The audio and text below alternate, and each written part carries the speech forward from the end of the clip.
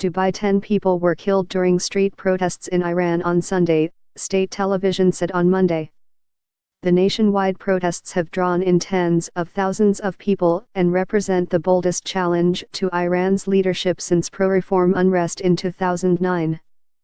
Calls for more demonstrations on Monday raise the possibility of prolonged instability. In the events of last night, unfortunately, a total of about 10 people were killed in several cities, state television said while showing footage of damage from the demonstrations. It gave no further details of the deaths. Unsigned statements posted on social media urged Iranians to demonstrate again in the capital Tehran and 50 other urban centers. Iran is a major OPEC oil producer and regional power, but frustrations have grown at home while the country is deeply involved in Syria and Iraq as part of a battle for influence with rival Saudi Arabia. Those foreign interventions are also fueling anger in the Islamic Republic because Iranians want their leaders to create jobs instead of engaging in costly proxy wars. The unrest erupted in the second city of Mashhad against price rises, but it swiftly spread and turned into political rallies. Some called on Supreme Leader Ayatollah Ali Khamenei to step down and chanted against a government they described as thieves.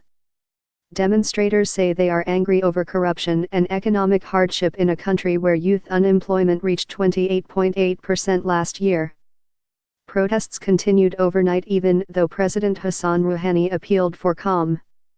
In remarks carried on state TV, he said Iranians had the right to criticize authorities but also warned of a crackdown.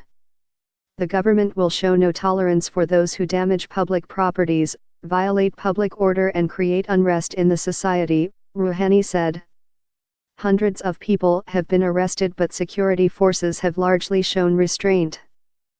Iran's leaders believe they can count on support from many of the generation that took part in the 1979 revolution because of their ideological commitment and the economic gains they have made under the government, analysts say. 2 people were shot dead in the southwestern town of Izeh on Sunday and several others were injured, ILNA news agency quoted a member of parliament as saying. It was not clear if the 2 dead were part of the 10 cited on state television.